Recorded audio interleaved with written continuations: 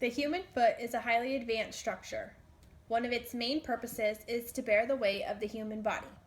There are 26 bones, 33 joints, and 19 muscles and tendons in the foot that provide the support of the body. There are 3 different sections that divide the foot that include the tarsal bones. The different sections are as follows: the tarsal bones, the metatarsal bones, and the phalanges. The foot can be divided into 3 sections: the hind foot, the middle foot, and the forefoot. In the hind foot, there are 2 of the 7 tarsal bones. The midfoot consists of the rest of the tarsal bones in the foot. The foot has 7 short tarsal bones, which make up the heel, the ankle, and the midfoot. The tarsal bones have specific names for each individual one. The 7 irregular shaped tarsal bones in the foot are the calcaneus, the talus, the cuboid, the navicular, and the medial, middle, and lateral cuneiforms. The metatarsals are labeled as the 1st through the 5th, and the phalanges are labeled as the proximal, intermediate, and distal. The foot includes metatarsal bones that span from the anterior part of the foot to the posterior part of the foot and make up the ball of the foot. Each one of the metatarsal bones articulates with the phalange bones. The forefoot consists of the 14 phalanges, which form the structure of the toes. The tarsal and metatarsal bones make up the middle of the foot. The bands of the ligaments hold the bones in place, which makes the foot have an arch. The calcaneus is the largest of all the tarsal bones. The calcaneus is the thickest and forms the heel. The main function of the calcaneus is to transfer body weight from the lower leg to the ground. This is the bone that first hits the ground, and when it does, it bears the weight of a human. The calcaneus is the bone that sticks out on the posterior side of the skeleton. The calcaneocuboid joint connects anteriorly between the calcaneus and the cuboid. The gastrocnemius and the soleus muscles join into one band called the calcaneal tendon. The calcaneal tendon is inserted on the calcaneal tuberosity, which is located on the posterior part of the calf. The calcaneus articulates superiorly with the talus and anteriorly with the cuboid. The calcaneus has many faucets that articulate with the other tarsal bones. The anterior faucet lies on the anterior process of the calcaneus, and it articulates with the anterior calcaneal faucet on the talus. The navicular is the median bone on the medial side. The navicular is the only bone in the intermediate row. It is located in the midfoot. The navicular is shaped like a boat and forms the prominent part of the medial longitudinal arch. The posterior side of the navicular articulates with the round head of the talus. The navicular articulates with all of the tarsal bones except the calcaneus. The navicular is the most common bone that many athletes fracture. The navicular is fractured by kicking, sprinting, or falling in strenuous activities.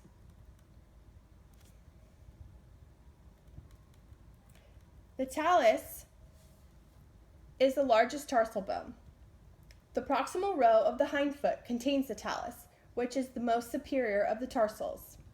The talus bone is distinctive compared to the other tarsal bones, as it is covered with articular cartilage. It has no tendons or muscles attached to it. It has 5 articular surfaces, and all are weight-bearing. The talus has a head, neck, and body. The body includes the talus at the ankle joint and the posterior faucet at the subtalar joint. The distal part of the tibia and fibula articulate with the proximal portion of the talus, which forms the ankle joint. The medial malleolus is located at the distal end of the tibia. The medial malleus serves as an attachment site for the deltoid ligament. The deltoid ligament connects at the tibia to the calcaneus and the talus bones. The anterior part of the ligament is for plantar flexion, and the posterior part of the ligament is for dorsiflexion. In between the talus and calcaneus, there are three faucets, the anterior, middle, and posterior. This is where the ligaments attach. One of the main ligaments is the talionavicular joint. It is in the interosseous taliocalcaneal ligament. There is an anterior taliocalcaneal ligament, posterior taliocalcaneal ligament, and a lateral taliocalcaneal ligament. In the foot, there is a distal row that consists of the three cuneiforms and the cuboid. The cuneiforms are named the medial, the middle, and lateral, which are all wedge-shaped. The medial cuneiform is round in shape, and the cuneiform's main function is to provide stability in the foot. The medial cuneiform is the largest of the three.